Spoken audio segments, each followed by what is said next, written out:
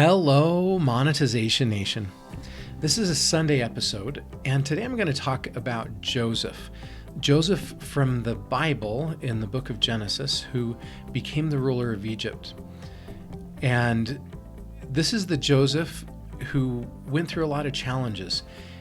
He was sold by his brothers to be a slave into Egypt, and ended up in jail from a false allegation from Potiphar's wife, who tried to seduce him, and he refused, and he was wrongly imprisoned as a result.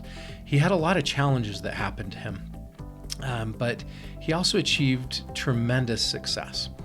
And so today I want to talk about how to overcome challenges, business lessons that we can learn from Joseph, the former ruler of Egypt. So principle number one that I want to talk about is saving for a rainy day, for when that crisis happens. Pharaoh had a dream that he was not able to understand, and nobody in Pharaoh's court was able to interpret this dream for him. And ultimately, the chief cupbearer told Pharaoh that Joseph had the ability to interpret dreams. And the cupbearer knew this because Joseph was in prison. And the cupbearer had been in prison as well. And Joseph had successfully, by the power of God, been able to interpret a few dreams there in prison. And so Pharaoh called for Joseph. And they cleaned Joseph up. And Pharaoh told Joseph about his dream. And with the power of God, Joseph interpreted that dream and told Pharaoh that there would be 7 years of plenty followed by 7 years of famine. And Joseph recommended that Pharaoh appoint a wise man to be put in charge of this effort, and that a percentage of all of the food in Egypt during this time of plenty, during 7 years of plenty, be stored away, and that food be used to sustain Egypt during the 7 years of famine. And so Pharaoh appointed Joseph to be in that role. And ultimately, because of that, Joseph was able to save not only all of Egypt, but also his family. And this first lesson of saving for a rainy day applies to us as well. Just like Joseph set aside 20% of all of the food that was produced during the 7 years of plenty, and then had those food stores available for the times of famine, we also need to do the same. We as entrepreneurs and business owners need to set aside profits during the good times so that we have something to fall back on during the hard times. It's a lot easier to get through a crisis when we have the funds to weather the storm. T.T. Munger said, "The habit of saving is itself an education. It fosters every virtue, teaches self-denial, cultivates the sense of order, trains to forethought, and so broadens the mind." Principle number two that I want to talk about that we can learn from Joseph is to be a creative problem solver. When Joseph learned about the famine, he thought creatively. He came up with a solution that had never been implemented before. For example, setting up the different cities as store cities that allowed him to use the resources that were available to be able to prepare for that crisis. We too need to be creative problem solvers. We need to identify the potential crises that our organizations may face, or when we are in those crises, we need to identify the solutions. We need to not give up too quickly, and we need to think outside the box. Richard Branson said, quote, "Learn to use your brain power. Critical thinking is the key to creative problem solving in business," unquote. So during COVID, many business owners have had to get creative and problem solve to be able to survive. One example of this is Moriarty Gem Art. This is a family-owned jewelry business that was forced to shutter its retail store. Quote, But when we closed our doors, we had to come up with different strategies to keep our business going and engage with our customers. We did know we would open up again sometime, but we didn't want to just wait, which is why we did everything we could to continue to bring in sales. Unquote. And that source, Jeff Moriarty, who's the marketing manager and a son of the co-owners, Steve and Nancy Moriarty. So Steve Moriarty, co-owner of Moriarty Gem Art, helped launch a live stream gem show to replace income lost after his shop in Indiana was forced to close because of coronavirus. Jeff Moriarty says, about 2 weeks into the crisis, we started doing live streams through YouTube using YouTube Studio software. The company has now reached more than 1,000 people who now watch the 2-hour gem art shows that air every other Wednesday. The source, SHRM. Principle number 3 we can learn from Joseph is to trust God when we're treated unfairly. Joseph was treated unfairly by his brothers when he was sold as a slave. Joseph was also treated very unfairly when he refused the advances of Potiphar's wife, and she falsely accused him of making a pass at her, and then he was falsely imprisoned because of that false allegation. However, Joseph chose to trust in God. He knew that God knew what was best for him, and we should do the same in our businesses. Sometimes we feel that when bad things happen to us and things go wrong and challenges mess up our business efforts, that something is wrong with us.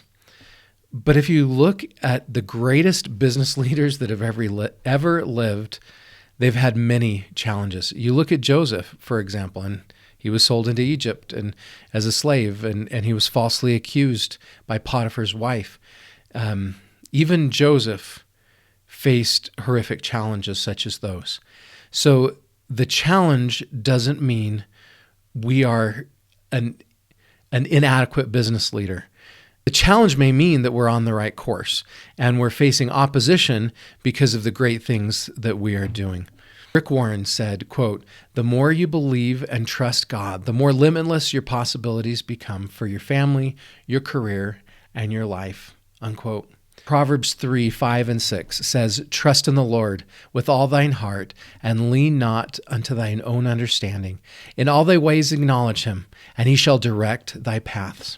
So an important part of trusting in God may be understanding there is a bigger plan and looking at the bigger picture. In Genesis 59, Joseph is talking to his brothers, and in verse 19, Joseph said unto them, "Fear not, for am I in the place of God? But as for you, ye thought evil against me, but God meant it unto good, to bring to pass, as it is this day, to save much people alive." So even though Joseph had a horrible wrong committed against him, he looked at the bigger picture, and he said, because of this, I was put into a position where I could save a lot of people, including my family. Principle number 4 that we can learn from Joseph is to flee from temptation. And this is a very famous story we've all heard before. Potiphar's wife approached him many times wanting to seduce him, and he refused her advances. And finally she reached a spot where she caught him by his garment and said unto him, "Lie with me." And he left his garment in her hand and fled and got him out.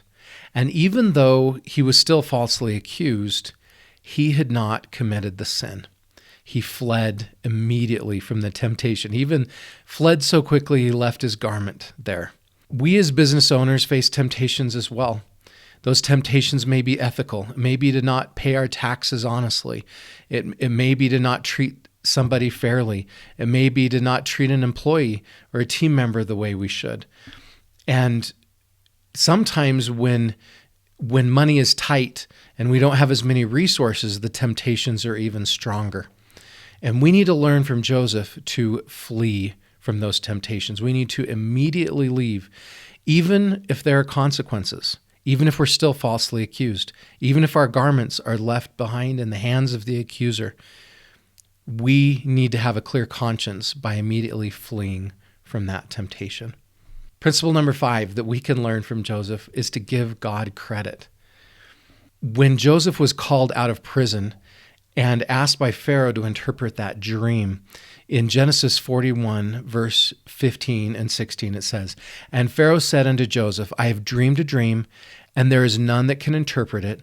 And I have heard say of thee that thou canst understand the dream to interpret it." So Pharaoh was giving Joseph the credit. And Joseph answered Pharaoh, saying, "It is not in me. God give Pharaoh an answer of peace." I think it's very important that we give God credit. All of the blessings that we have, everything good in our lives, even our talents and everything that we use to build our businesses comes to us as gifts from God. And as we give God credit, we unlock additional power from God, where He's willing to pour out upon us a greater measure of His blessing. Principle number 6 that we can learn from Joseph is the power of recurring revenue streams. So this is something I talk a lot about on my show, and it's really fun to see this concept taught in the Bible. So in Genesis 47, verses 20 and then 23 and 24, it says, "And Joseph bought all the land of Egypt for Pharaoh, for the Egyptians sold every man his field, because the famine prevailed over them, so the land became Pharaoh's." So in other words, Joseph had stored up all of this food, the excess food, during the years of plenty. And then during the 7 years of famine, people came to him and bought food. But after the first few years, they didn't have any money left. And so then Pharaoh said, "Okay, well, I'll trade you for your livestock." So people brought the livestock and traded for the corn that he had in store.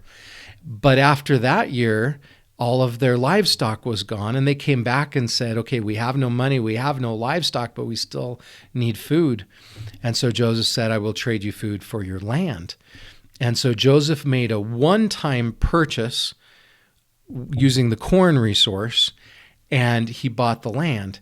But he treated them fairly, and he said, "I'm going to allow many of you to continue to farm this land, and you get to keep 4/5 or 80% of everything that you produce when you farm. And you will return to Pharaoh 20% of the yield of your land in exchange for the rent of this land, which is now Pharaoh's." And in verses 23 and 24, it says, "Then Joseph said unto the people, Behold, I have bought you this day in your land for Pharaoh. Lo, here is seed for you, and ye shall sow the land. And it shall come to pass in the increase that ye shall give the 5th part unto Pharaoh, and 4 parts shall be your own, for seed of the field, and for your food, and for them of your households, and for food for your little ones." Wouldn't it be nice if our tax was only 20%? And that included all of the lease on the land as well. Okay, so here are my key takeaways that we can learn from Joseph, the former ruler of Egypt, who was second only to Pharaoh, that we can apply to us as business owners and entrepreneurs. So principle number 1 is save for a rainy day, so we have it to weather the storm and get through the crisis. Principle number 2 is to be a creative problem solver, to think outside the box when that crisis happens. If we use the same problems we had before, we're not going to be able to have new solutions to get through those new problems. The best solutions are usually new solutions that come outside of the box. Principle number 3 we can learn from Joseph is trusting God when we're treated unfairly and looking at the big picture, looking at God's bigger purpose for the challenges that we're going through and what we can learn from those. Principle number 4 is to immediately flee from temptation. Principle number 5 is to give God credit for everything good that we have. Principle number 6 is to implement recurring revenue streams and receive the stability and security that comes from those. Thank you so much for joining me for this episode of Monetization Nation. If you enjoyed this episode, I encourage you to comment, like, share, and subscribe to us on YouTube and on our blog and on our podcast and our social channels. And I wish you success as you overcome your challenges and achieve the great things God has in store for you.